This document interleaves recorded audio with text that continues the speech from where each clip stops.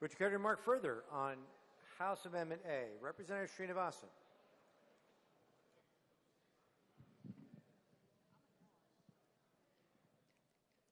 Thank you, Mr. Speaker. Just a few questions for the proponent of the amendment.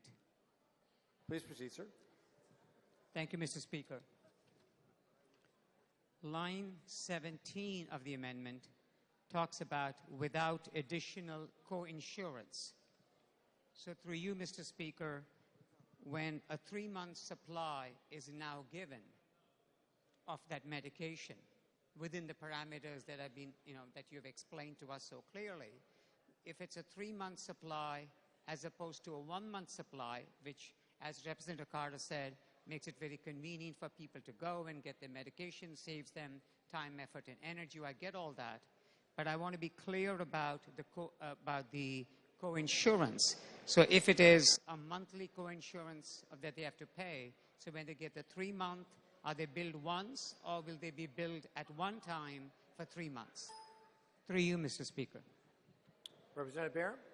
Through you, Mr. Speaker, it really depends upon the health care contract that the patient has. Some contracts, we understand, will allow a 90-day refill with one copay, others may not.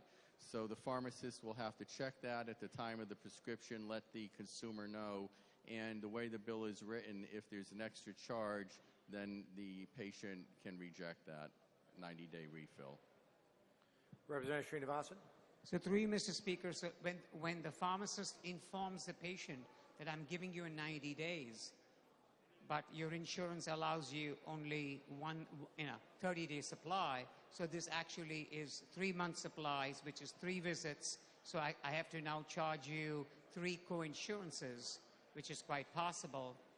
The patient then has the opportunity to tell the pharmacist, I do not want 3 months at this time, and I will just take the 1-month supply with 1 co-insurance. Through you, Mr. Speaker.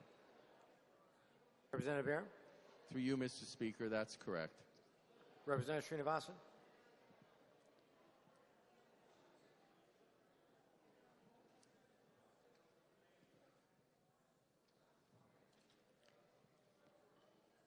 Thank you, Mr. Speaker. And my final question on this amendment is, this happens in real life all the time, that patients get their supply of medications and they've gone on a trip, they've traveled somewhere else, this, that, or the other, they visited somebody, and the medication is misplaced. And when the medication is misplaced, obviously, if they would get a 1-month supply, they have to only get that 1 month back, because obviously, that is a 1-month replacement with 1 copay. But my concern is, this bill is a good bill. I am going to support this bill, but I want to raise the concern. In real life, many a times what happens is the patient will lose the entire amount of whatever was prescribed, unfortunately because of travel or the other.